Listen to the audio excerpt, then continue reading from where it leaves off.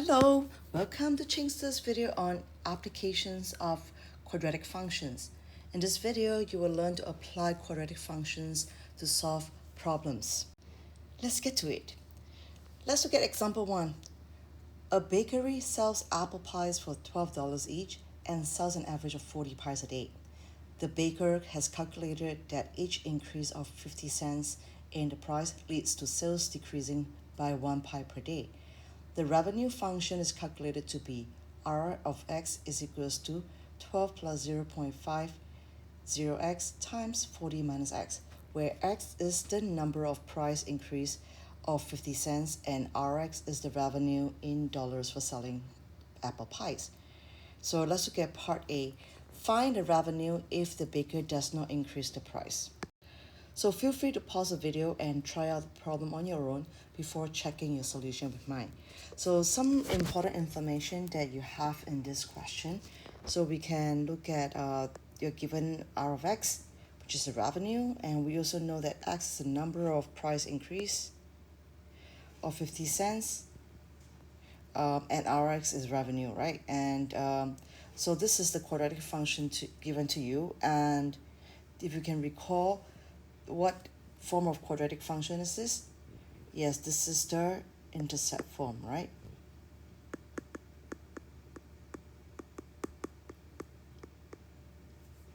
So let's get to part A.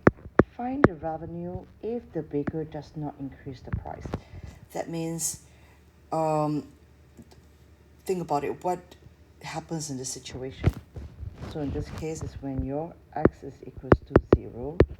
So the revenue will be R of 0 is equals to 12 plus 0.5 times 0 times 40 minus 0. And that would give us 12 times 40, and it is 480. So the price, the revenue will be $480. So they will collect $480 if there is no price increase. So for part B, find the revenue if the baker increases the price 6 times.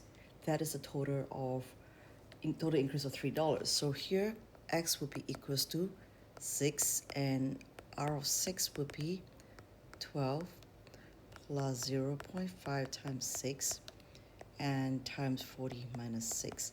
So you end up with 0.5 times 6 would be 3, 12 plus 3 would be 15, and 40 minus 6 would be 34.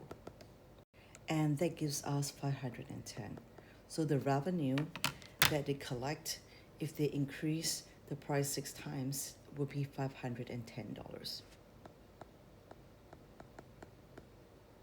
Do remember to put it in the units so that you're answering in the context of the word problem.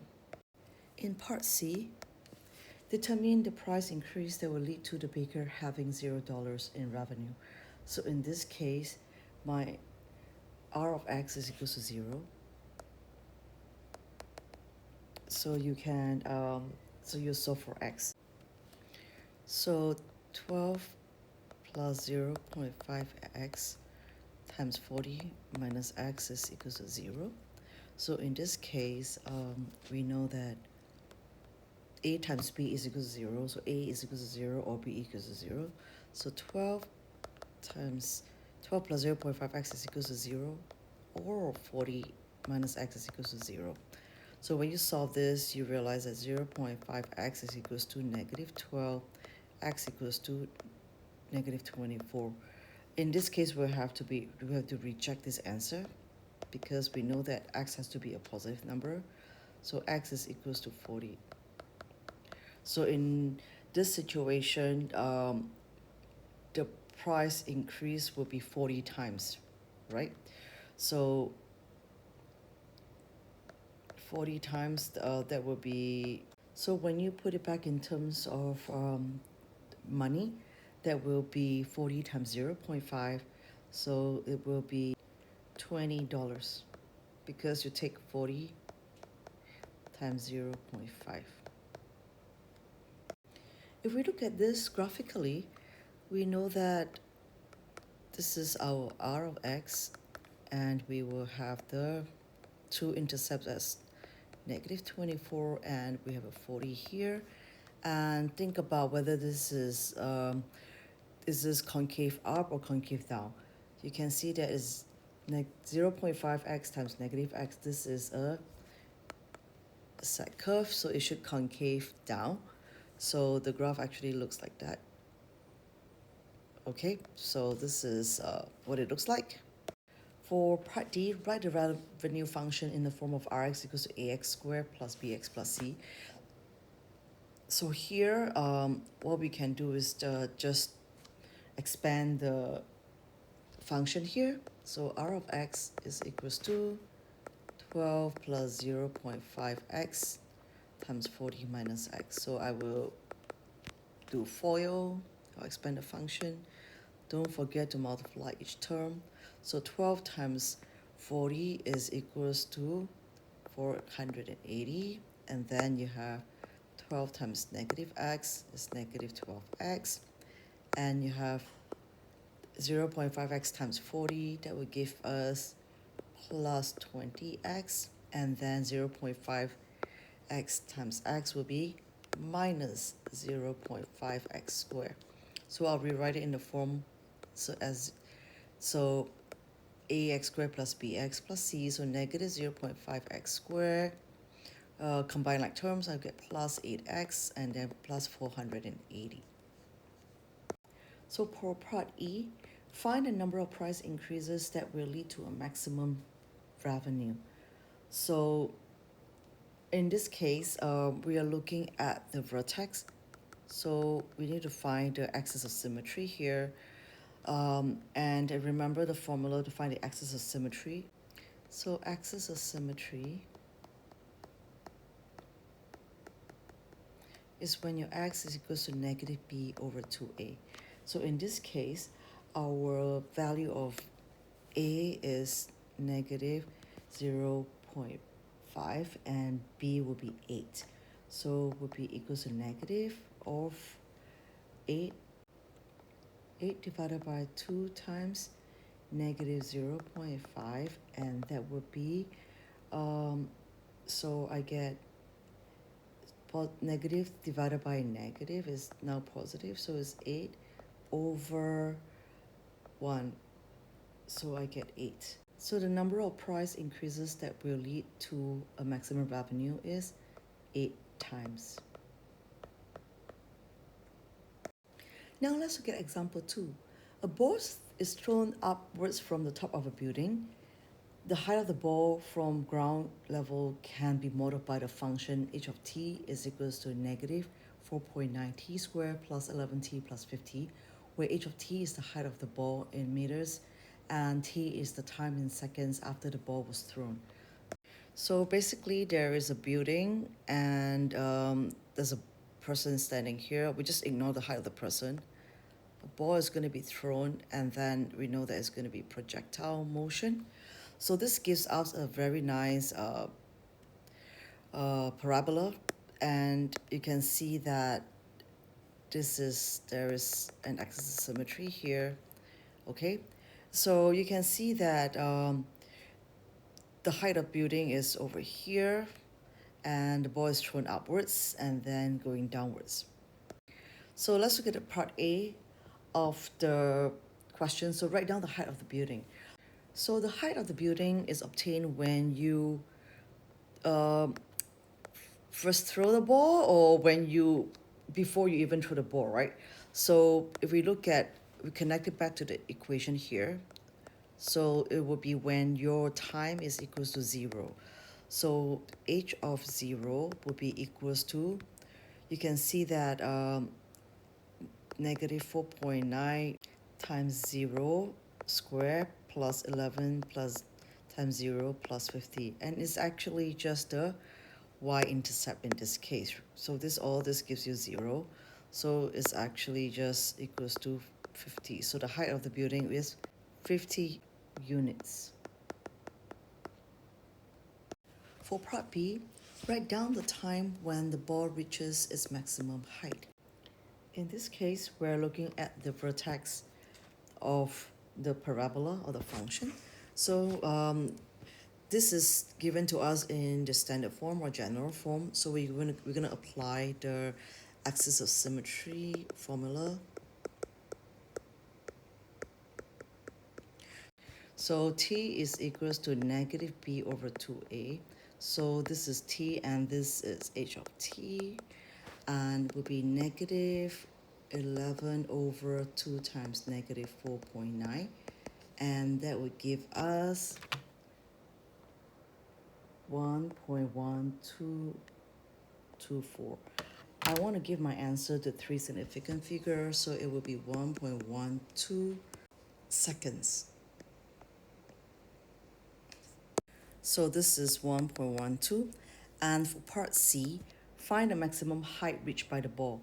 So in this case, we're looking at h of t, so where time is 1.12 seconds, so h of 1.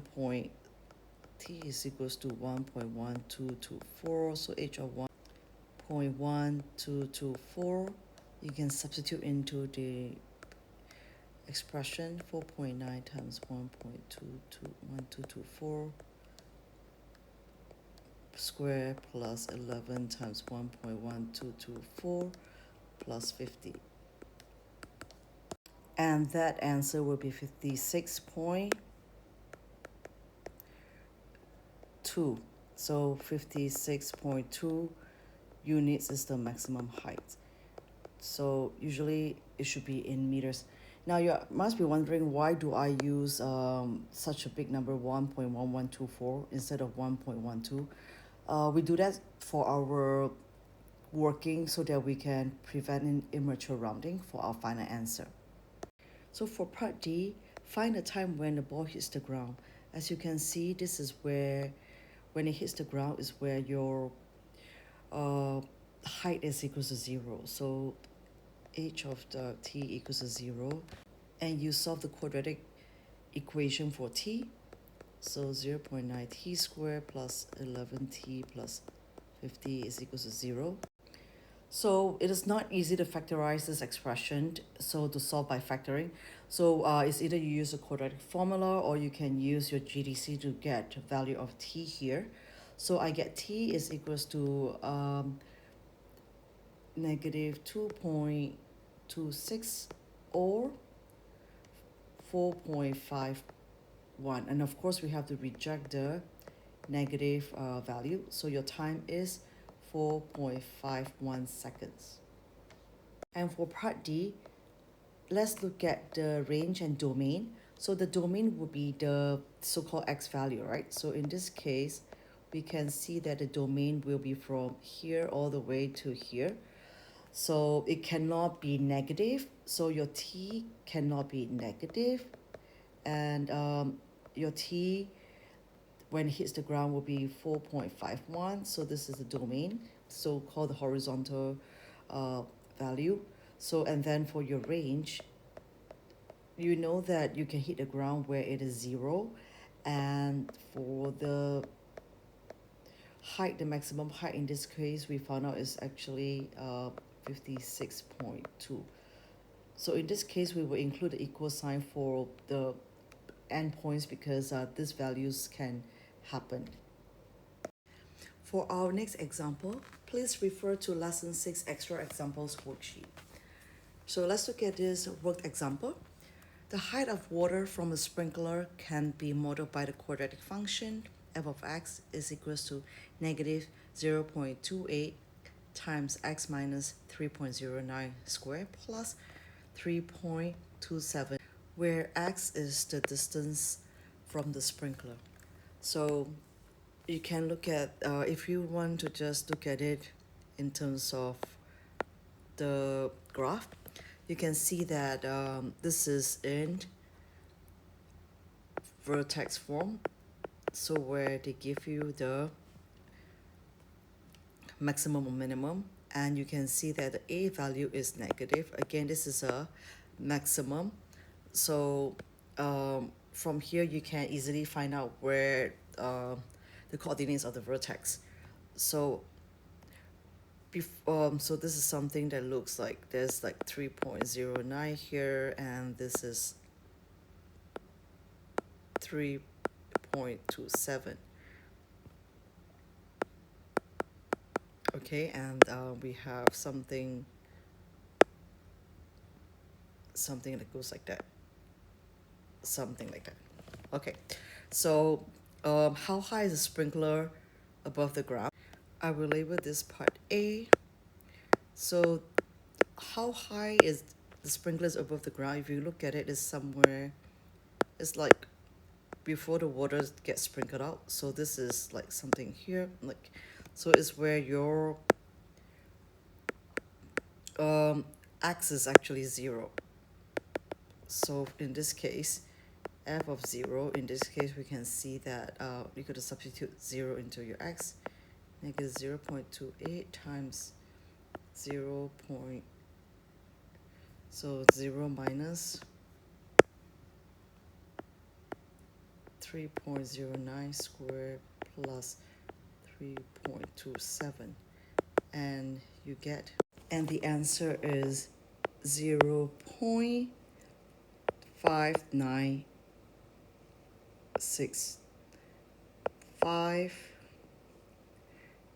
So I can say 0.597 units or meters, depending on what it is. And now for part B, how high does the water reach? So the height, so we need to look at the vertex. So we know the vertex is actually 3.09 and 3.27. And this is our x value, this is our y value. So the height would be 3.27 units. And for part C, how far does the sprinkler reach? So it will be when your water reaches the ground. So it's when your height is 0. So f of x is 0, and then we solve for it. So 0.28 x minus 3.09 squared plus 3.27 is equal to 0. So here, when we solve it, 0.28x minus 3.09 squared, and then you subtract 3.27 from both sides, so you negative 3.27. So you subtract 3.27 from both sides. And then now you divide everything by both sides by negative 0.28. So x minus 3.09 squared equals 2. You get 11.67857. And then you take the square root of both sides.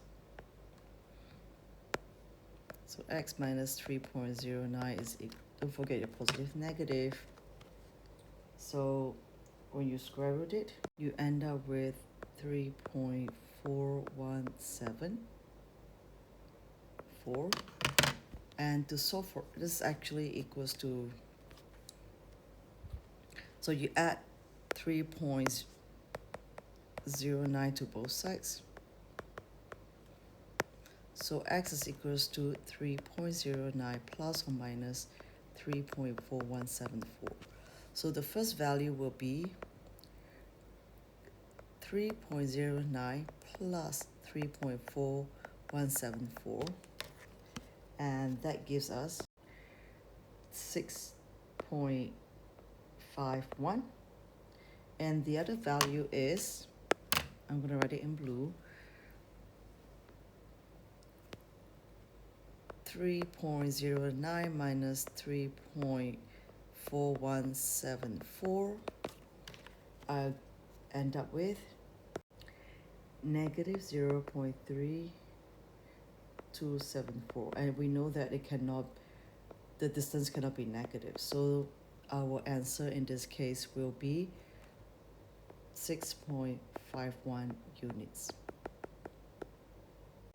We have reached the end of our video. I hope that the 3 examples will help you to understand how we can apply quadratic functions to words problems and different situations. Now you can practice on your own and check your answers with my worked solutions. So thank you for watching. Hope to see you again. Don't forget to subscribe. Bye.